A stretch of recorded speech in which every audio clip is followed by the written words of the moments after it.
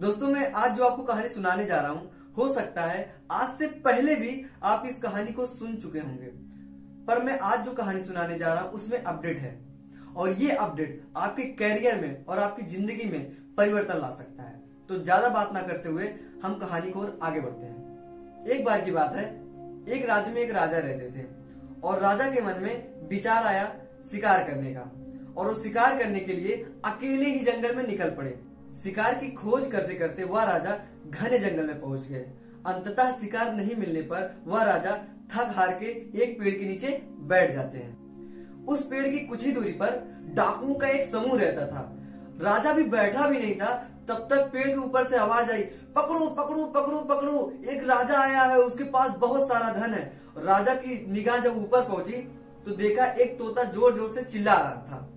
जैसे ही तोते की आवाज डाकुओं को सुनाई पड़ी, डाकू राजा को पकड़ने के लिए आगे बढ़े। राजा ने डाकू को जैसे ही देखा कि उनकी तरफ आ रहे हैं, राजा अपनी जान बचाने के लिए वहां से बहुत तेजी से भागे। भागते भागते भागते भागते भागते भागते भागते भागते इतना भागे कि जंगल से बहुत दूर जा चुके थे। अंततः थक हार कर वह एक पेड़ के नीचे बैठ गए। राजा को बैठे देरी नहीं हुई थी, तभी उस पेड़ के ऊपर से एक तोते की आवाज आई, आइए राजन, हमारे गुरु की कुटिया में आपका स्वागत है। आइए चलिए हमारी कुटिया में पानी पीजिए, खाना खाइए और विश्राम कीजिए। जैसे ही राजा की नजर ऊपर पहुंची, देखा कि एक तोता ये चीजें बोल रहा था। तोते की इस बात को सुनते ही राजा हैरत में पड़ गए और सोचने लगे कि एक ही जाति के दो प्राणियों के व्यवहारों में इतना अंतर कैसे हो सकता है। और राजा ने तोते की बात मान करके कुटिया में प्रवेश किए और महात्मा जी के बगल में जाकर के बैठ गए और जो भी उनके साथ घटना हुई थी पूरी घटना महात्मा जी को बताया। और राजा ने ये भी पूछा कि दोनों तोतों के व्यवहारों में इतना अंतर कैसे। पूरी बात को सुनते हुए, ध्यान से सुनते हुए महात्मा जी ने बताया कि ये सब संगति का असर है।